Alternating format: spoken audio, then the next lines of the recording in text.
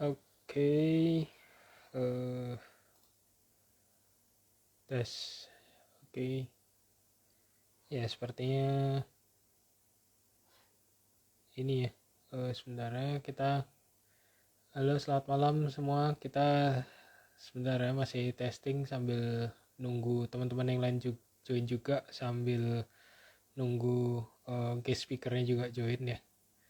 Jadi mungkin teman-teman bisa stay tune dulu. Oke, sebentar kita cek ya.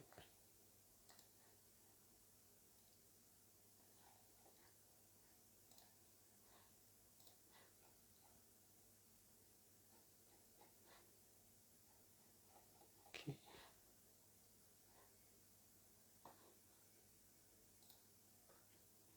Oke, malam semua yang baru join. Kita kita nanti mulai sekitar jam 8 ya. Ini kita sambil testing dan persiapan juga untuk invite guest speakernya dan teman-teman yang lain juga.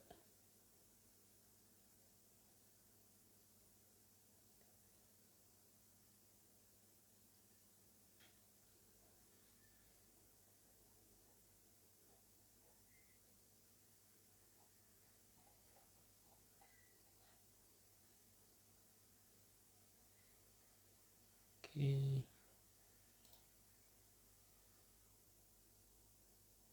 Oke, kita sambil nunggu teman-teman yang lain juga ya.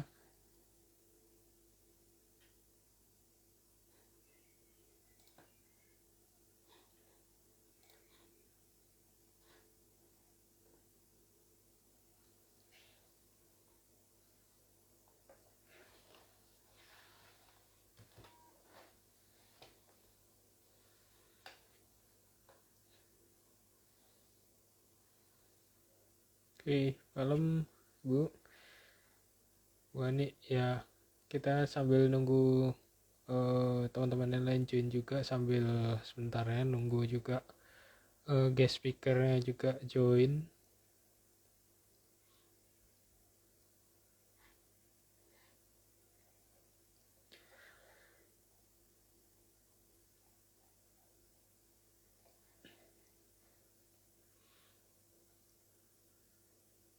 Ya, malam. Ntar ya, sambil kita tunggu teman-teman yang lain join juga. Sambil nunggu guest speakernya juga bisa prepare.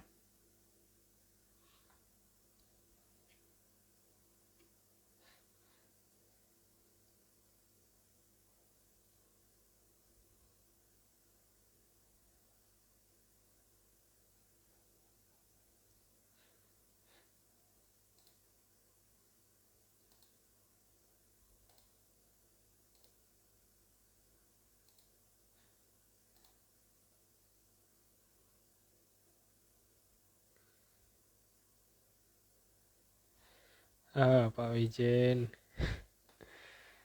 rumah makan. Oke, nah ini rupanya dari Sajen Saham juga udah join. Mungkin nanti oke, oh langsung ya dari Sajen Saham ya, oke.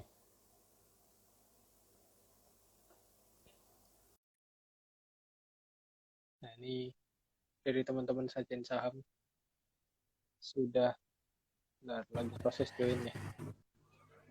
Halo Mas. Halo, halo Mas Ya, Arif ya. Ini nanti iya. Mas Rio juga join di sini atau dengan akun terpisah Mas? Dia ini akun terpisah nanti. Oh, oke, akun terpisah Hmm, ya. Oke, oke. bentar Gimana kabar ya. Mas? Sehat? Baik, alhamdulillah. Baik, alhamdulillah. Gimana Mas kabar Mas? Iya, sehat-sehat alhamdulillah juga. Mantap. Hari ini market lagi hijau jadi agak sumringah Mas deh. Mungkin teman-teman yang lain juga ya. Karena Ya, udah berapa hari kemarin merah. ya hal yang wajar sih merah karena memang kita kan lagi fase-fasenya uptrend ya. Jadi koreksi itu wajar. Iya, koreksi wajar, betul, betul. Karena memang aku lihat kemarin ISG itu terjadi dua faktor sih Mas yang menyebabkan memang harus turun dulu itu. Yang pertama itu kan memang kalau kita lihat di situ ada yang namanya pattern ya, pattern rising wedge ya. Itu udah jelas banget gitu kan. Lalu yang kedua juga aku lihat kemarin sudah ada, aku bahas tuh di Sajen kan, di IG Sajen, aku bahas. Ini suaraku kedengeran gak ya? Kedengeran ya? Iya, kedengeran, jelas, jelas banget. Sip. Jadi memang pas saat sebelum dia turun parah itu, aku iseng-iseng tuh ngeliat ISG gitu. Kok aku lihat kok kayak macam apa ya? Kayak macam ada tanda-tanda dia harus turun dulu gitu ya. Jadi memang posisinya saat itu aku lihat terjadi yang namanya pattern rising wedge yang pertama. Yang kedua terjadi yang namanya bullish strong divergence. Itu memang ada dua faktor yang menyebabkan ISG harus turun dulu. Itu sama seperti di bulan Juni atau apa ya, Januari, Februari, Maret, April, Juni itu ada dua faktor yang menyebabkan ISG harus turun dulu. Gitu. Jadi dari pattern dan divergence ya berarti. Betul. Kalau yang sebelumnya itu terjadi yang namanya expanding triangle. Jadi kalau ISG ini kan memang sensitif banget sama namanya pattern ya. Ada pattern dikit dia langsung ikut, ada pattern dikit dia langsung ikut. Nah, aku lihat sama seperti halnya saat kondisi ISG kita di bulan sebelumnya itu ada terjadi dua faktor yang mana ISG harus turun dulu dan ya jelas dia harus turun akhirnya gitu. Itu oke, mantap. Berarti cocok analisa ya. Oke. Ini coba saya invite Mas Rio langsung ke IG pribadinya ya. Coba sebentar ya. Oke, coba sebentar.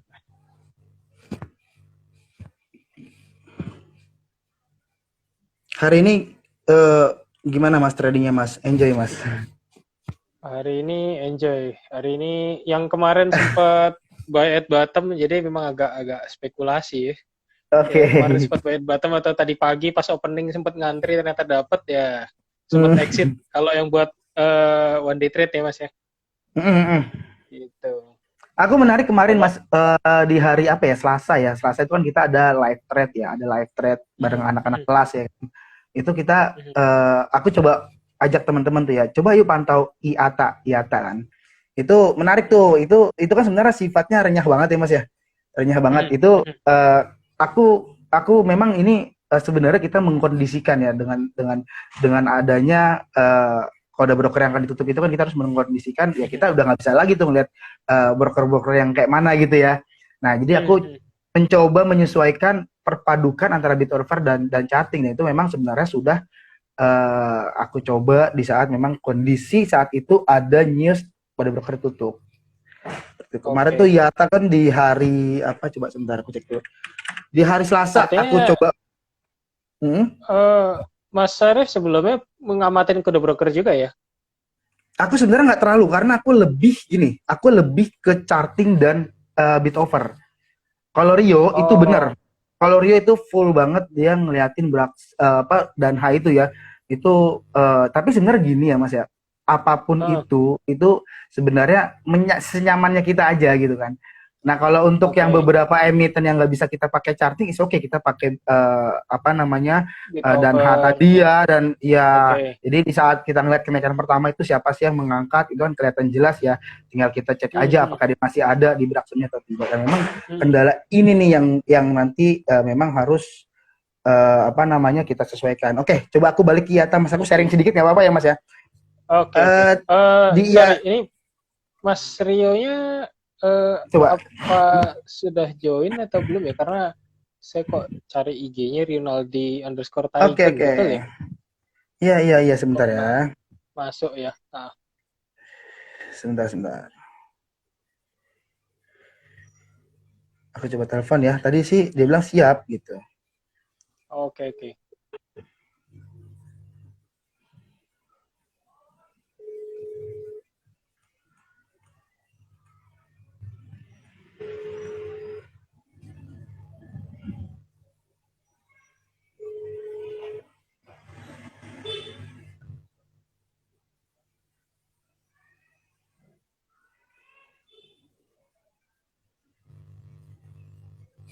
Bentar ya Mas ya. Ini Rio kemana ini? Atau kalau emang itu nggak apa-apa kita mulai nanti Mas Rio nyusul kali ya. Oke, nggak apa-apa. Oke. Oke Mas. Hmm. Sharing IATA nanti ini ya Boleh. coba bahas di dalam ya. Jadi Nggak apa-apa, mungkin kita silakan. buka dulu sambil nyapa dari teman-teman yang lain juga, dari teman-teman Sajen Saham Hmm. maupun Bitrade ya. Oke, Hmm. selamat malam semuanya. Selamat Thank malam. you udah join di malam ini. Jadi malam ini kita dari Bitrade, saya Halimas dari co-founder Bitrade Elitition ya. Kedatangan tamu dari Mas Arif Maulana ya dari Sajen Saham. Iya, Nanti iya. Mas Rio juga akan join ya, tapi kayaknya menyusul. Hmm. Oke, Hmm. jadi nanti ada Mas Rio juga dari Sajen Saham. Jadi malam ini kita sangat beruntung Sajen Saham bisa meluangkan waktunya untuk sharing-sharing juga. Tadi Mas Arif sangat sekali ada langsung tadi sebut IATA ya Mas ya. Nanti kita akan coba sharing ya. Jadi buat teman-teman juga nantikan. Jadi stay tune di live IG kita ini, gitu ya. Jadi malam ini kita akan banyak bahas beberapa hal. Ya tadi ada beberapa saham, nanti kode broker juga yang rencananya 6 Desember ya, gitu. Jadi nanti mungkin bagi teman-teman juga dari Bitrade ataupun yang mungkin belum join, kalau pingin tahu dapetin rekomendasi atau berita-berita saham gratis, bisa join juga di ini ya, grupnya Bitrade Talk ya. Nanti kita akan share di komen juga gitu. Oke, mungkin kita nggak berlama-lama lagi ya. Ini langsung kita mungkin ngobrol dengan Mas Arif dari Sajen Saham ya. Mas, Ya. sebelum kita bahas IATA ya, mungkin ini di sini kan ada teman-teman yang mungkin belum kenal juga sama Sajen Saham itu apa sih gitu. Nah, boleh nggak dikenalin dulu Sajen Saham itu apa sih Mas? Gitu. Ya, sebelumnya terima kasih ya Mas ya udah mengundang kami dari Sajen Saham, Hmm. ingin apa namanya kita apa ya sharing sedikit aja kali ya, kita sharing ngobrol-ngobrol santai sama teman-teman di Trade. Hmm. Sebelumnya perkenalkan, aku Arif, aku founder dari Sajen Saham. Sajen Saham itu apa sih? Sajen Saham itu adalah wadah edukasi untuk teman-teman trader pemula. Jadi memang di sini kita ingin membantu teman-teman supaya tidak nyangkut, supaya ngebentuk psikologis dalam trading. Intinya ya uh, edukasi tentang trading lah. Kita mulai adalah dari yang benar-benar dasar untuk benar-benar yang pemula banget sampai ya udah expert. Alhamdulillah memang salah satu dua sih ya, dua dari alumni kita pun sudah ada yang juara championship kemarin Mas. Alhamdulillah. Jadi memang iya itu sungguh apa ya? Aku dapat kabar itu seneng banget. Artinya memang ada yang jadi gitu kan. Pada dasarnya sebenarnya semua orang bisa, cuman ya fokus atau tidaknya kan itu kan tergantung dari diri kita masing-masing jadi gitu. Betul. Itu aja sih Mas mungkin dari jadi lebih edukasi ya Mas ya, gitu ya. Ya, sebenarnya kita juga ada Mas apa namanya untuk teman-teman yang mungkin nggak punya waktu untuk analisa, kita punya namanya ya sharing-sharing sinyal gitu ya berikut dengan area TP, cuman kita fokus ke edukasinya aja gitu. Kalau memang ada yang mau ikut itu, monggo. Kalau mau ada ikut kelasnya, kita ada kelas di tanggal 4 ya. Tanggal 4, nanti hari Sabtu, itu kita ada workshop online. Kalau teman-teman mau ikut, silakan. Kita bahas ilmu dasar tentang trading sampai tuntas lah nantinya.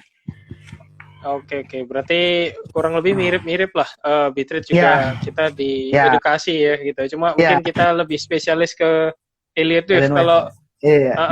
Kalau Sajen Saham ini lebih spesialisnya seperti apa ya Mas? Kira-kira mungkin yang diajarin di kelas-kelas. Apa aja sih Mas, kita dari dasar banget ya, pembentukan psikologis itu kan penting banget ya. Psikologis kan memang bisa dibilang kan kayak penyakit semua trader ya. Bahkan yang senior pun, yang junior pun ya. Bagaimana sih kita ngebentuk psikologis kita ini dulu, itu yang paling penting. Kalau dibilang spesifikasinya apa, sebenarnya kita mencakup semuanya sih alhamdulillah ya. Kita scalping pun kita belajar nanti di level 2. Misalnya teman-teman ada yang ingin menemukan calon saham beggar gitu ya, kita ada jurus-jurusnya, itu nanti ada di private class dan lain-lain. Sebenarnya insya Allah sih kita ada semua. Jadi memang jadi memang gini Mas, sebelum teman kan ilmu dasar, jadi sebelum teman-teman terjun itu kita tentukan dulu kamu ini jati dirinya apa, maksudnya kamu ini sebagai apa di market. Jangan sampai let's say kayak gini, aku misalnya bekerja gitu ya, lalu aku mencoba untuk scalping gitu ya, sebenarnya ilmunya dipelajarin nggak apa-apa, cuman itu kan eh, bentrok ya dengan apa aktivitas kita sehari-hari ya, yang mana itu nggak bisa dipaksakan, ya kan? Jadi memang kita benar-benar membantu teman-teman untuk apa ya, membantu teman-teman untuk ya lo ini siapa di market, jangan sampai lu scalper tiba-tiba jadi swinger, jangan sampai lu swinger jadi investor gitu kan. Nah itu benar-benar kita coba iniin banget sih. Oke, gitu ya. Jadi kalau begitu berarti lebih cenderung ke sisi teknikal gitu ya Mas ya. Fundamentalnya kayaknya nggak terlalu banyak dibahas ya berarti ya. Kalau fundamental kita bahas di private class, Mas. Oh, di private class. Jadi fundamental juga ada, technical juga ada gitu ya. Kayak ya kita membahas juga kayak macam ini saham IPO tuh untuk apa sih gitu ya. Kan ya teman-teman tahu lah ya, ketika saham itu perusahaan itu IPO atau melantai di market bursa itu kan sebenarnya ada tujuan dan maksud gitu ya. Nah, ini seperti apa nih? Nah, terkadang euforia IPO untuk emiten-emiten yang lain ketika naik itu dimanfaatkan sama beberapa perusahaan yang IPO-nya itu ternyata ada maksud dan tujuan yang berbeda. Contoh waktu zamannya sorry ya, itu ada emiten IPO yang langsung baru hari pertama pun langsung turun sahamnya gitu kan. Itu kan apa ya, udah nggak menarik banget gitu ya. Artinya sebenarnya gini, di market ini ya kita harus belajar, maksudnya bukan masalah newbie, bukan masalah apa, itu kita harus terus mengupgrade ilmu, karena market ini kalau aku bilang sebenarnya nggak keras, kitanya aja yang lembek. Kalau emang kita nyalahin saham IPO, nyalahin saham gorengan, ya memang bukan kitanya, bukan marketnya yang keras, tapi memang posisinya kita belum cocok untuk bermain di saham seperti itu kan gitu ya kayak. Gitu. Oke. Halo, nah ini Mas Rio, thank you sudah bergabung. Ya. Oke, lanjut aja nggak apa-apa. Oke. Ya, jadi ini teman-teman, kita kedatangan Mas Rio ya dari Sajen Saham juga, baru bergabung. Yang tadi itu Mas Arief tadi menjelaskan ya Sajen Saham itu kurang lebih seperti apa dan apa yang kurang lebih diajarkan ya di Sajen Saham. Oke, lanjut Mas Arief dan Mas Rio.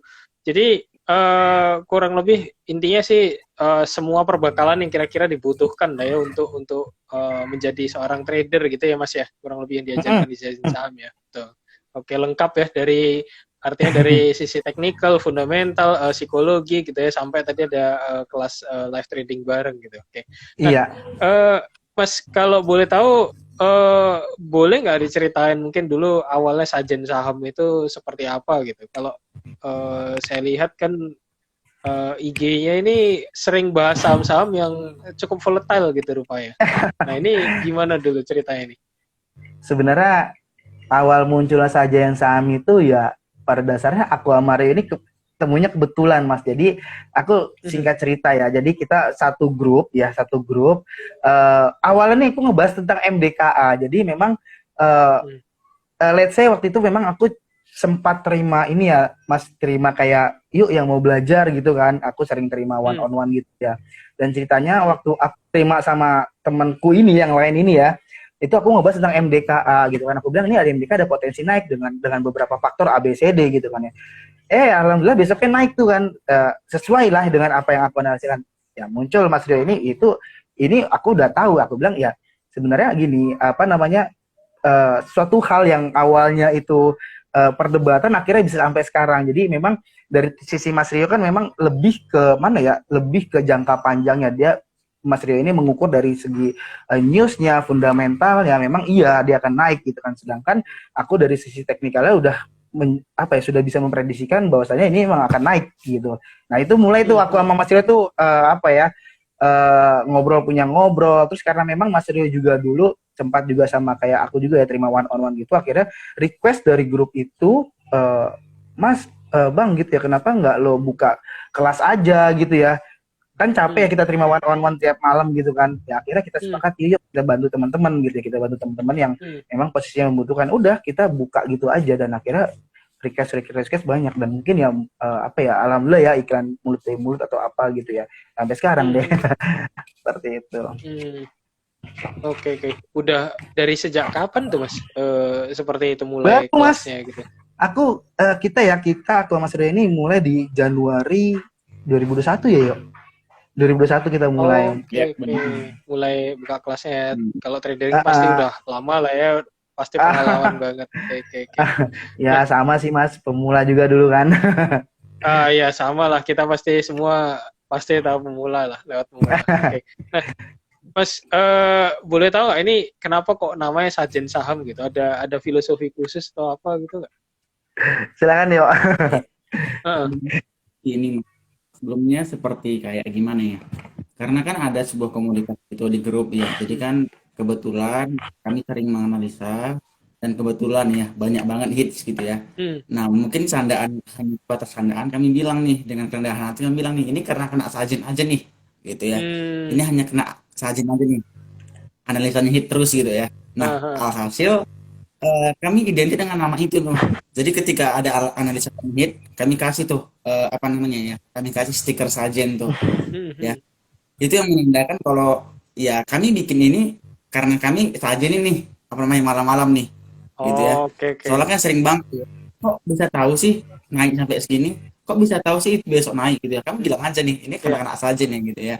Nah itu di awal mulanya.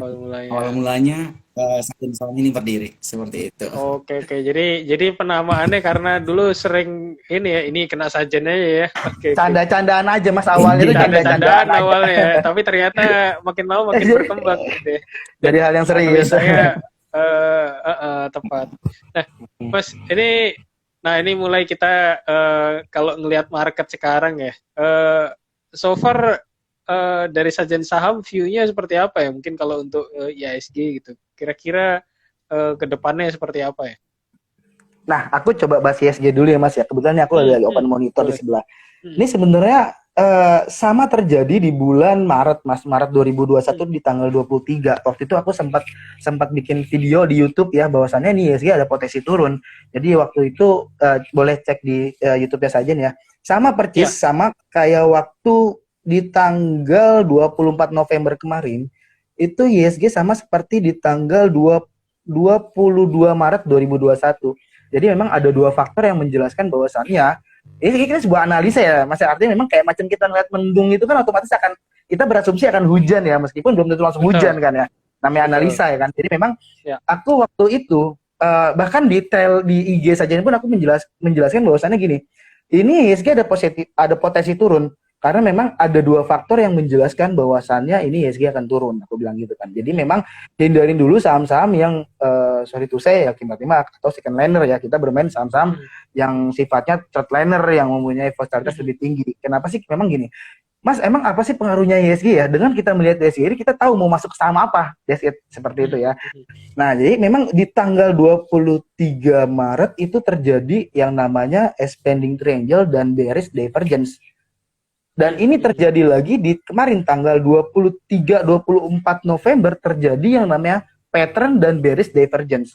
Itu terlihat ada yang namanya rising wedge dan terjadi pula yang namanya bearish divergence. Aku bilang ke teman-teman Sajen, ini ada potensi turun. Yuk kita pantau saham-saham yang sifatnya hindarin dulu lah LQLQ45, hindarin dulu lah dari saham-saham yang memang posisinya itu jadi motornya IHSG gitu ya. Akhirnya kita ya seperti itulah. Dan sebenarnya untuk targetnya pun itu di area 6.400 sebenarnya udah tercapai, Mas. Pahit-pahitnya kalau aku sempat sampaikan juga di mana di TLS Sajen juga, dia mentok di area resist 6.583 dan ini bener 6.500-an lah, 6.500 dan ini sesuai banget di hari ini dia mentok di area 6.500. Itu sama dengan resist dari MA10-nya sih kalau kita lihat.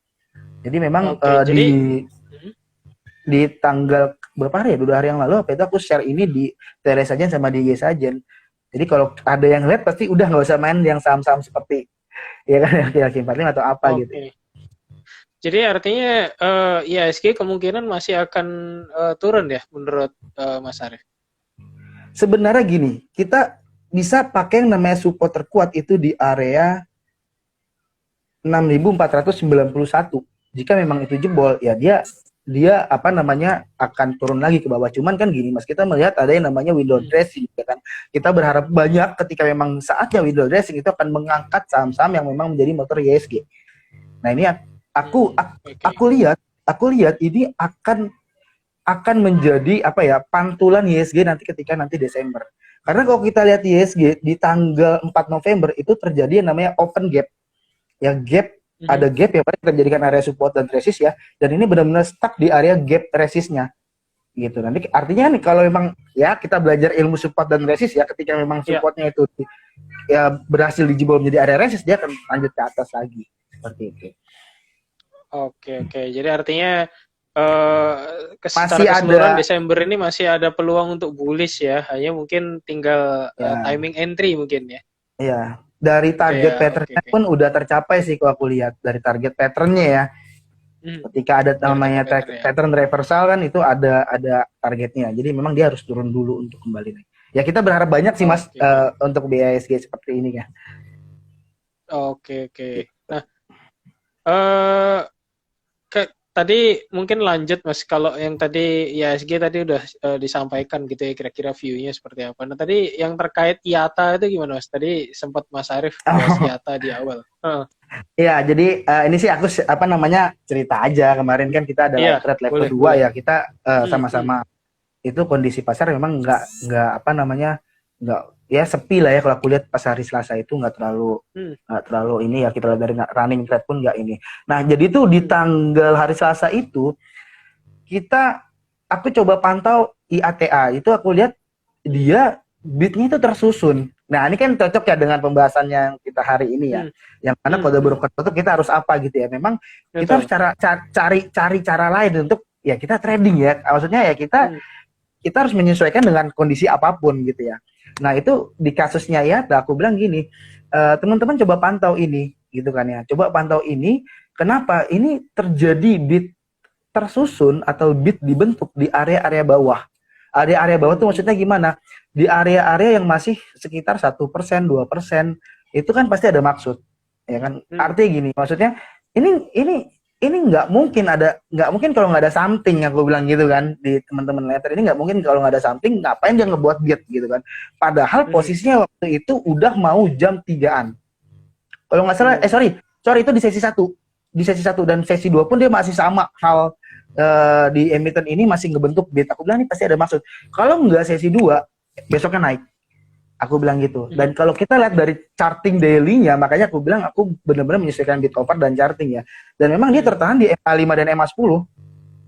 That's it. Jadi pasti ada something kan. Nah itu di hari Rabunya dia meledak di 13%, tutup di angka 78 high-nya. Nah itu apa ya, sesuatu yang sumringah banget sih kemarin tuh. Naik 78. Itu sih Mas. Dan ternyata memang baru newsnya kan keluar kan. Newsnya baru keluar kan hari ini kan. Dia ada news yang lumayan lah ya. Cuman memang aku bilang hati-hati dengan news yang kayak gitu. Gitu. Oke.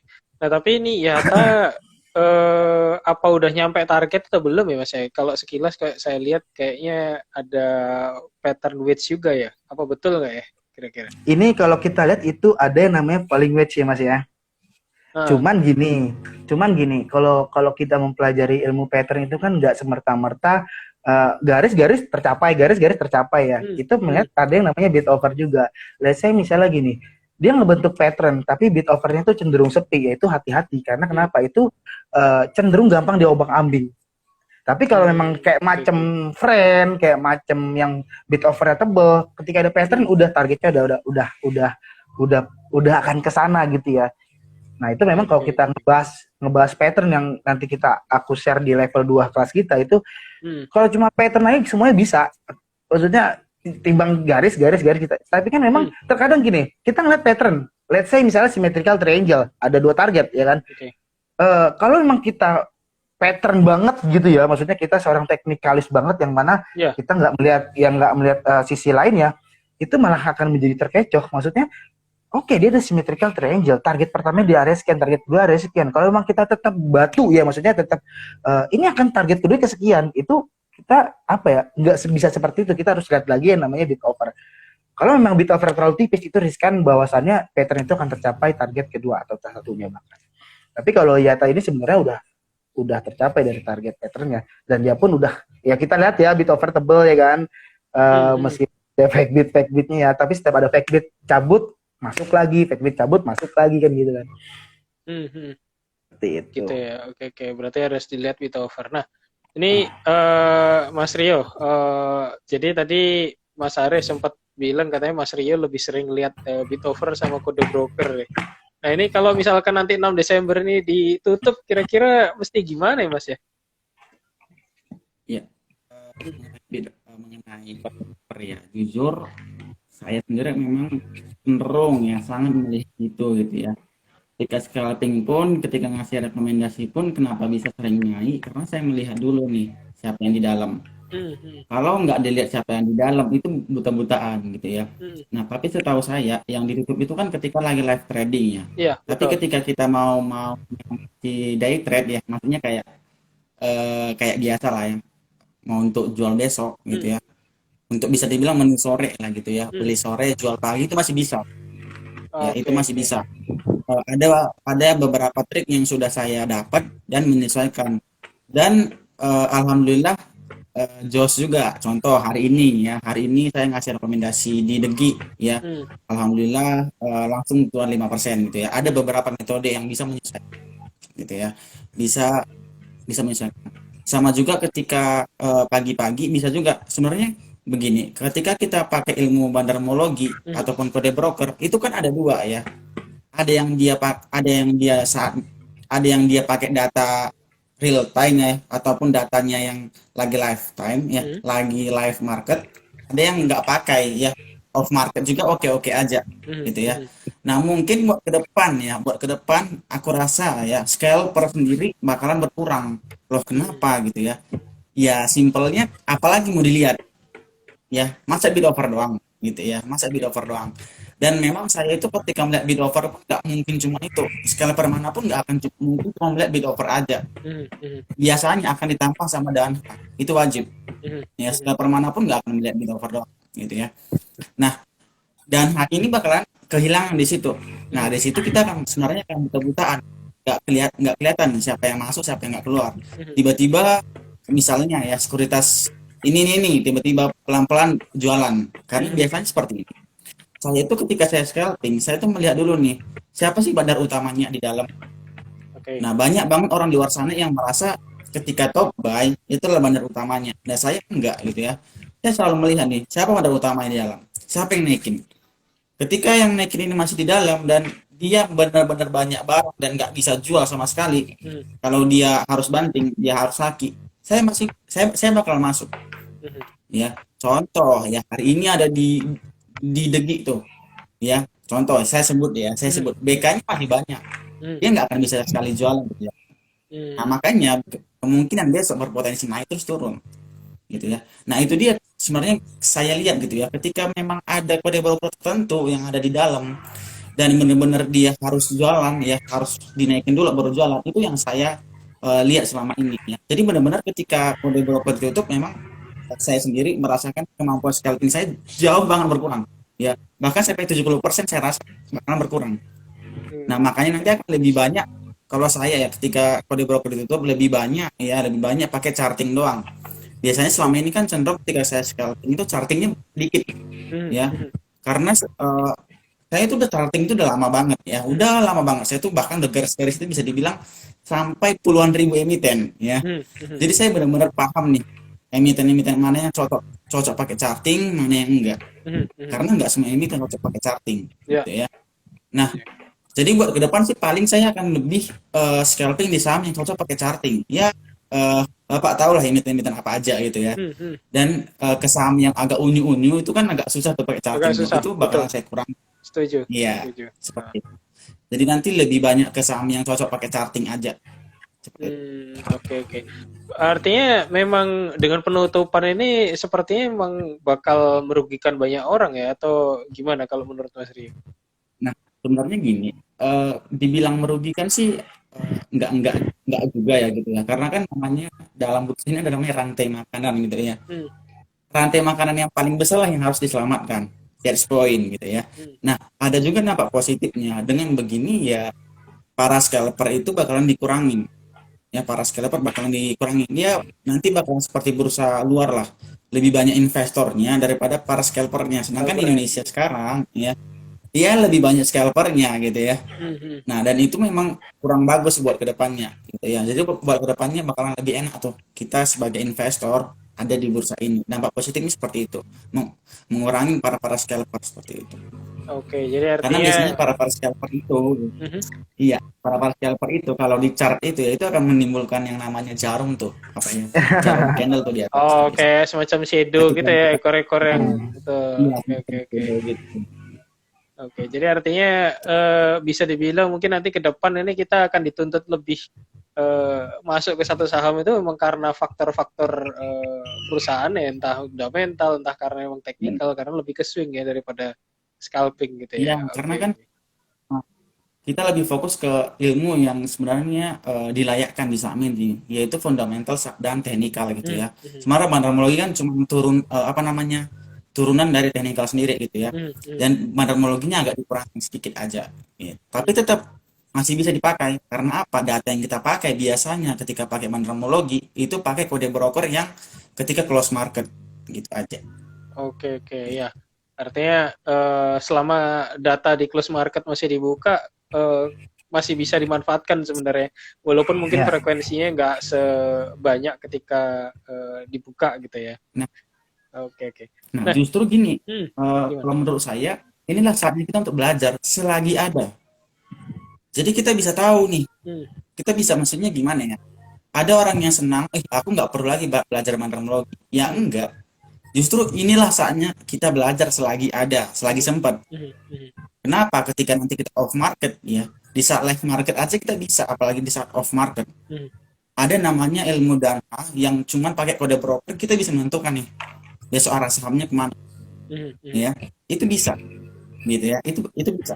Jadi saat inilah gitu ya posisi buat teman-teman ketika mau selagi masih bisa nih mungkin tinggal beberapa hari lagi pelajarin lah mengenai kode broker supaya benar-benar tahu nih filosofi cara main bandar itu gimana sih gitu. Oke, oke. Nah, eh, kalau tadi kan dengan penutupan kode broker ini mungkin nanti yang tipe-tipe scalpernya akan mungkin akan berkurang gitu ya.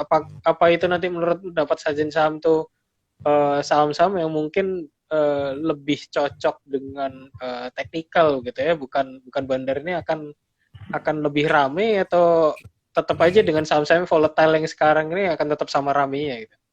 Kalau menurut Mas Arif dan Mas Rio gimana? Kalau aku pribadi gini Mas, apapun kebijakan yang diberikan untuk market gitu ya, mau nggak mau kita harus menyesuaikan, that's it gitu ya. Mau dulu kan ARB itu kan nggak kayak sekarang ya Mas ya. ARB Iya, itu nggak kayak sekarang kan, dalam banget kan. Sekarang meskipun betul. ARB 7%, ada yang namanya ARB berjilid kan. Artinya memang apa ya, sama aja, cuman memang posisinya itu ya kita sebagai trader harus menyesuaikan. Mau itu marketnya bearish, mau itu marketnya bullish, mau itu sideways, mau itu kode broker tutup, mau nggak mau yang ya gimana lagi kan.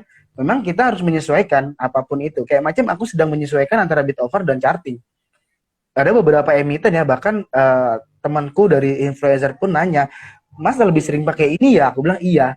Ya intinya kan apa ya? Memang mungkin ketika kita pakai hal yang baru itu nggak langsung naik ya, kayak macam scalping gitu ya. Kita memanfaatkan agresif buyer, kita memanfaatkan yang namanya oh ternyata lagi di HK nih, oh ternyata lagi di HK nih, oh ternyata makernya masih ada di dalam nih ketika kenaikan pertama dia belum jual. Ya itu memang aku pribadi rada susah kalau untuk saat nanti ke depannya. Paling kayak macam ya kita beli asal memang masih di atas area aman, desit kita hold pun nggak apa-apa. Dia masih ada potensi meledak. Cuman memang apa ya, balik lagi itu bukan scalper namanya, itu bukan scalping ya, itu namanya day trading kan. Ya memang apa ya, apapun itu pastinya nanti akan ketemu caranya. Memang ya kalau Mas tanya ke senior pun kan mungkin ya aku belum tahu caranya saat ini. Nanti tapi mau nggak mau kita harus menyesuaikan. Nah, terkait tentang adanya kode broker itu sebenarnya ya aku bilang ke teman-teman kelas pun gini, di Indonesia ini masih mayoritas trader itu adalah scalper, yang mana ya membuat ISG ini kita ini apa ya, ugat-ugat gitu lah ya, mau naik enggak, mau turun enggak kan. Jadi memang kita masih dinominasi oleh pihak asing lah kalau aku bilang ya untuk ISG kita ini. Nah, dengan cara ini mungkin apa namanya ya mengurangi apa namanya ya scalper tadi. Sebenarnya hal yang gimana sih Mas? Ya itu hal-hal yang wajar aja ya. Kita mau scalper kan nggak ada masalah ya. Maksudnya yang penting kan cuan, kita dapat untung gitu ya. Memang tapi memang kondisinya ketika terlalu banyak scalper itu tidak bagus untuk ISG kita. Gitu. Terkadang ada ISG kita naik karena saham-saham yang sifatnya third liner ada kan, kita pernah ya apa namanya, Ya. kok ISG-nya naik tapi kok yang naikin kok kayak bukan top buy-nya bukan yang kayak macam Scanline atau kayak Kelly 45 ya, itu ternyata besoknya mau dijual lagi gitu ya. Itu sering sih Mas, maksudnya apapun itu ketika memang sudah kebijakan dibuat, kita harus menyesuaikan gitu. Makanya dari kemarin pun aku bener-bener cari cara gitu ya. Intinya kan kita trading gitu kan, mau apapun itu ya kita harus siap gitu sih. Oke. Nah, mungkin dari Mas Rio ada tambahan? Untuk itu sama Pak, saya cenderung menyesuaikan Menyesuaikan juga ya. Karena kita bakalan harus lihat dulu nih kondisi yang terbaru begini Mas. Kondisinya gimana gitu. Pasti ada aja celahnya ya. Apa yang kita lakukan ya pasti hadapin. Kalau bisa dibilang bisa nggak scalping lagi, saya bilang sih bisa-bisa aja ya. Cuman mungkin yang selama ini ketika saya bermain di saham yang scalpingnya lumayan rawan ya, yang kayak saham-sahamnya backbeat banget, itu bakal saya kurangin. Kenapa? Ketika saya main backbeat banget pun saya lihat kode broker itu nggak mungkin nggak. Makanya saya bisa keluar tepat karena melihat kode broker. Karena saya tahu siapa di dalam. Tapi ketika saya nggak tahu, bakalan saya agak batasin dan mungkin di seminggu sampai 2 minggu di awal saya bakalan banyak memantau market aja ya, melihat tuh gimana. Ketika nanti udah nemu celahnya, udah nemu ilmunya, saya bakal tembak gitu ya. Tapi sejauh ini saya udah punya metodenya sendiri kok, tanpa kode broker gitu. Udah mulai diasah pelan-pelan. Tapi walaupun nggak akurat ketika ada kode broker ya. Nah, kalau misalkan kayak investor yang asing atau domestik itu dari Mas Rio dan Mas Arif juga perhatikan nggak ya?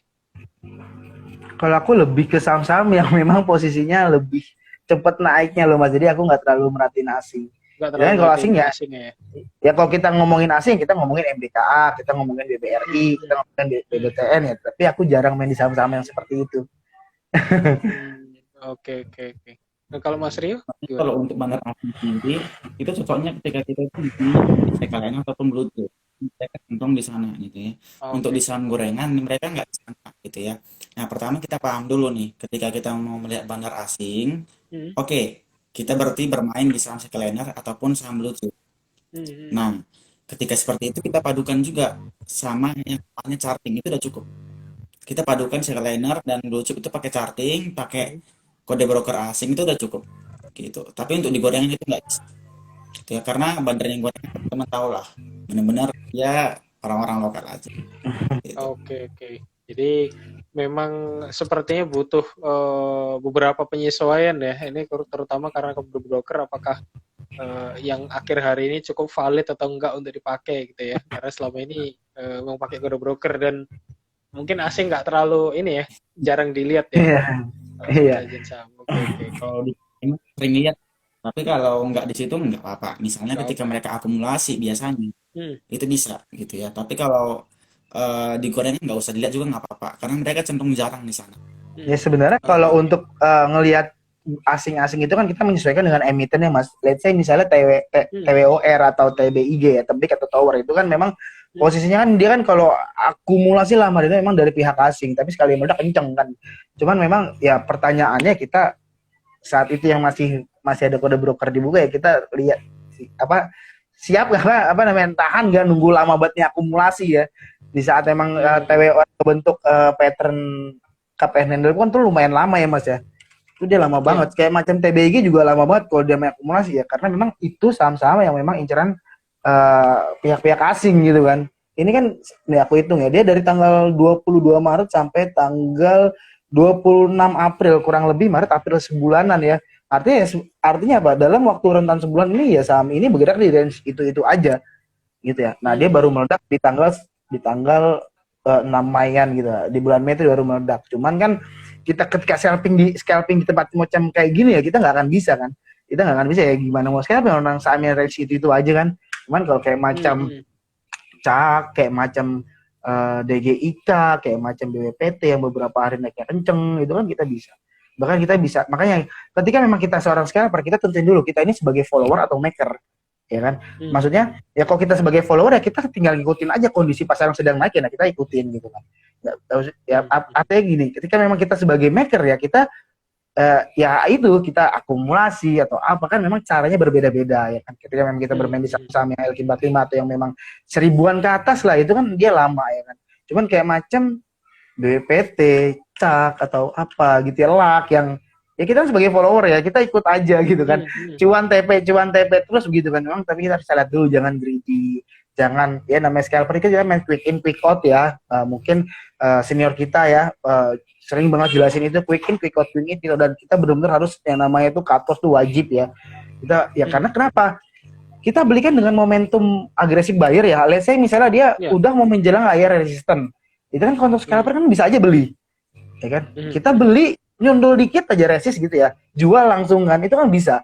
Paling dapat 2 sampai 3 tick lah paling ya. Cuman kan kalau kita misalnya mau main day trading atau mau main yang swing, itu kan sangat diharamkan sebenarnya, bukan diharamkan, maksudnya sangat harus dihindarkan before break gitu kan. Cuman kalau makanya ketika memang kita jadi sekarang scalper yang memang saat itu kita masih memanfaatkan the broker, ya kita ya quick in ya itu aja sih. Dan aku pribadi aku juga melihat yang namanya volume Mas, volume di satu emiten itu apa gitu ya. Ya kita tahu ya dasar banget ilmu volume ya, ketika memang terjadi tiba-tiba volumenya tinggi itu kan menarik banget ya Mas ya. Let's say misalnya di BPT tanggal 27 28 September itu jadi volume yang cukup signifikan. Ya maksudnya ya kita manfaatkan apa ya? Agresif bayar di situ. Artinya apa? Gini, maker nggak akan gampang ngebuang barang dalam waktu 1 hari 2 hari itu susah.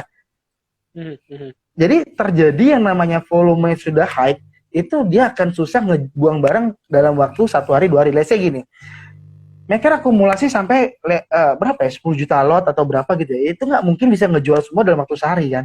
Nah itu yang kita manfaatkan untuk sebagai seorang scalper gitu. Jadi memang aku pribadi mengcombine juga namanya ya volume yang terjadi di emiten itu gitu. BPT, CAK dan lain-lain. Gitu. Oke. Nah, ini kan mungkin kalau dari sajian saham, kalau saya lihat kan lebih banyak memang saham-saham yang volatilitasnya tinggi gitu ya.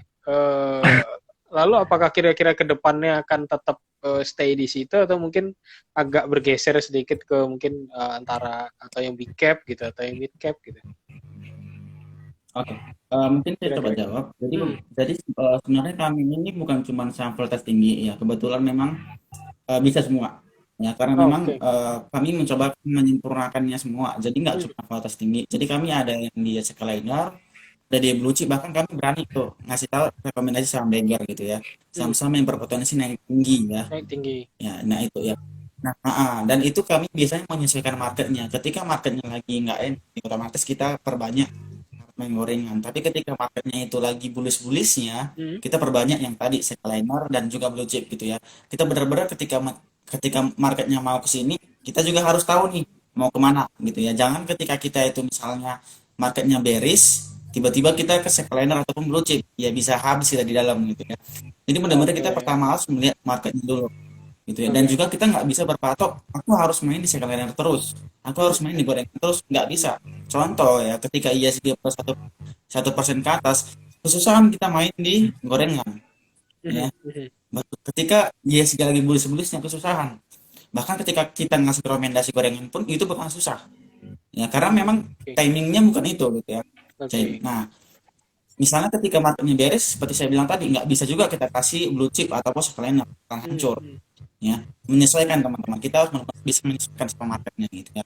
Makanya saya sarankan kita itu bisa kedua-duanya ataupun ketiga-tiganya itu bisa main di gorengan, Scaliner, dan blue chip. Jadi kita benar-benar bisa tuh survive di saham. Oke. Jadi artinya memang setiap kategori saham itu ada momentumnya gitu ya, ada timingnya. Oke.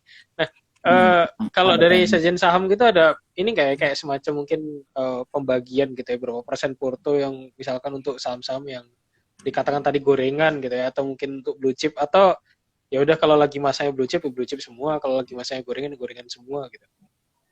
Biasanya gimana kalau aku pribadi gini ya, ini dari segi apa nih? Dari segi kitanya atau dari segi kita meng-share ke? Kalau aku pribadi dari gini Mas.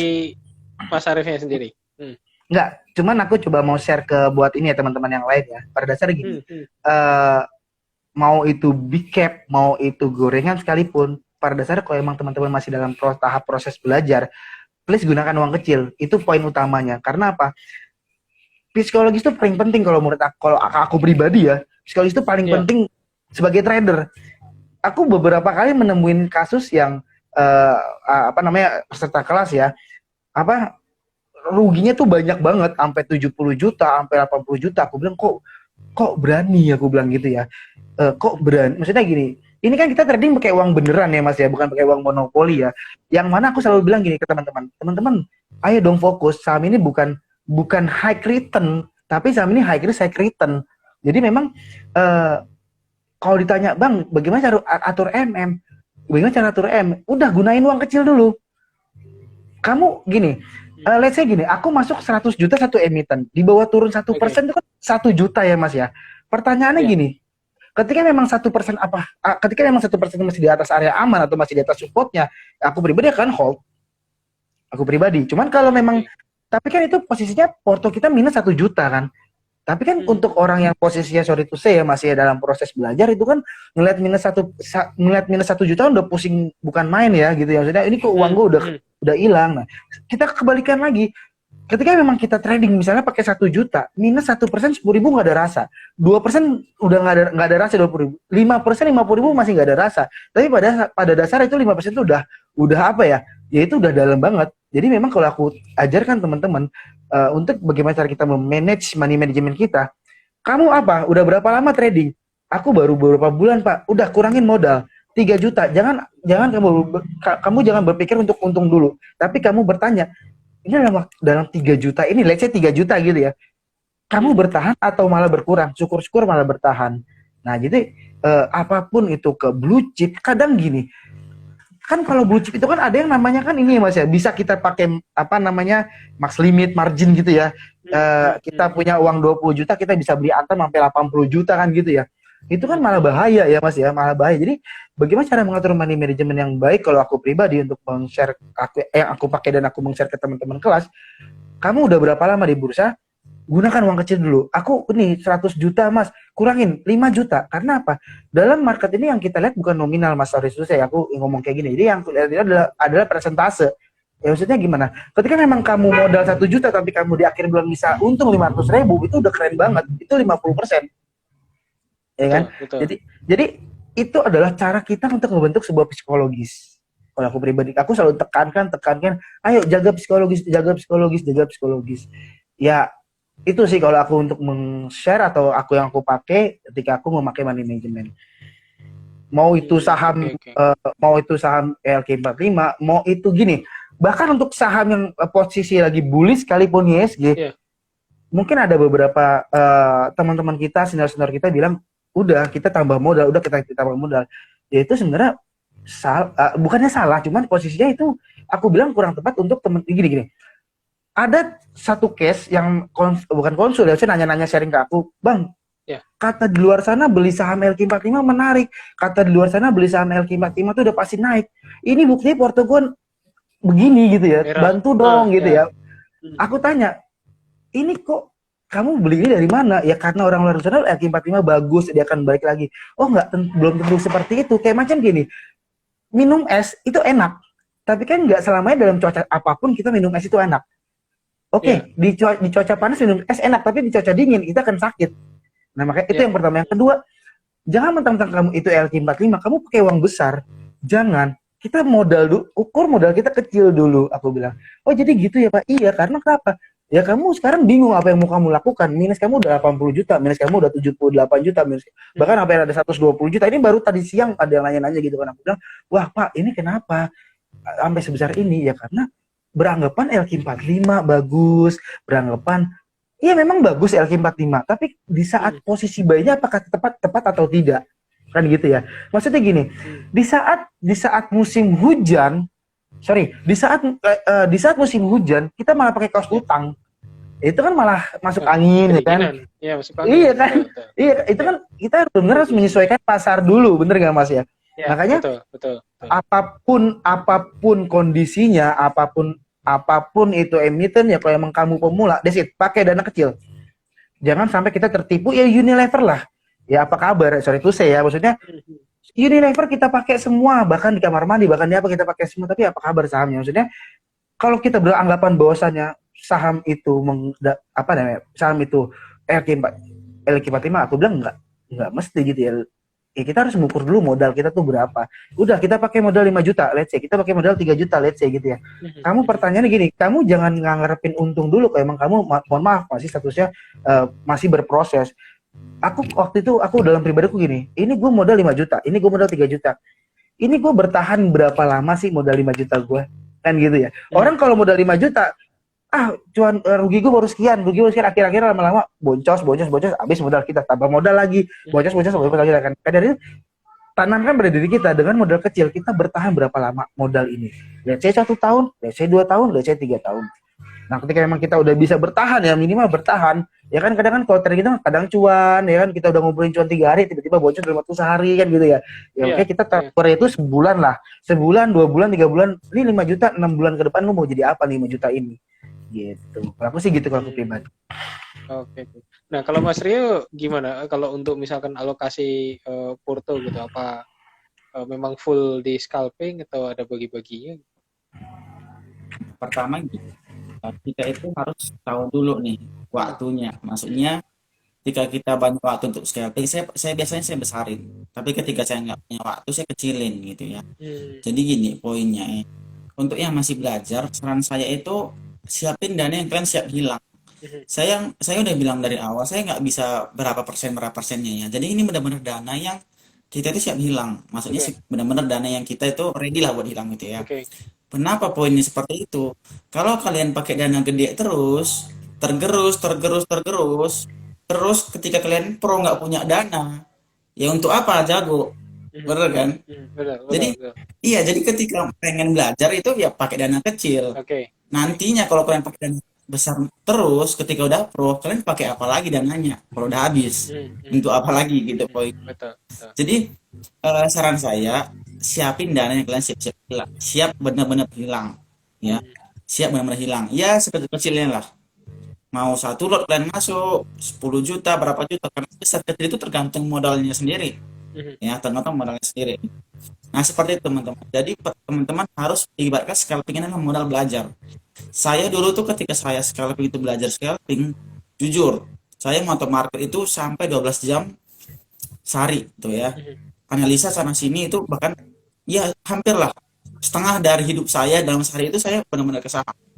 Sampai saya itu udah benar-benar muak ya melihat semuanya yang di saham ini ya.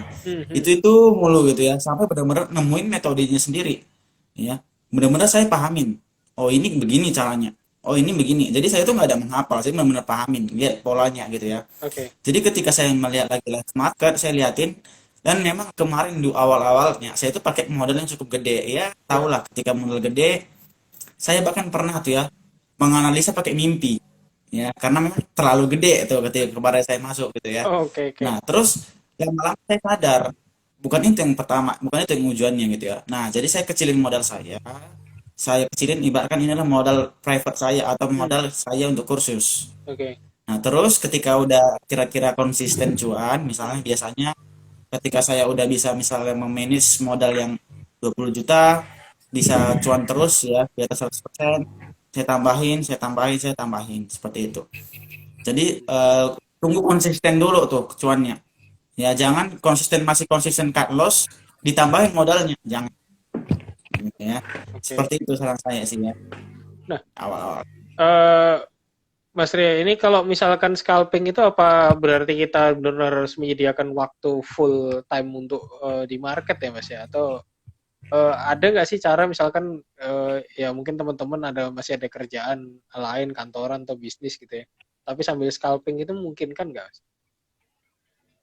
Nah, kalau dari saya sendiri ketika kalian mau scalping teman-teman, saya selalu bilang kalian harus benar-benar dalam keadaan yang benar-benar siap.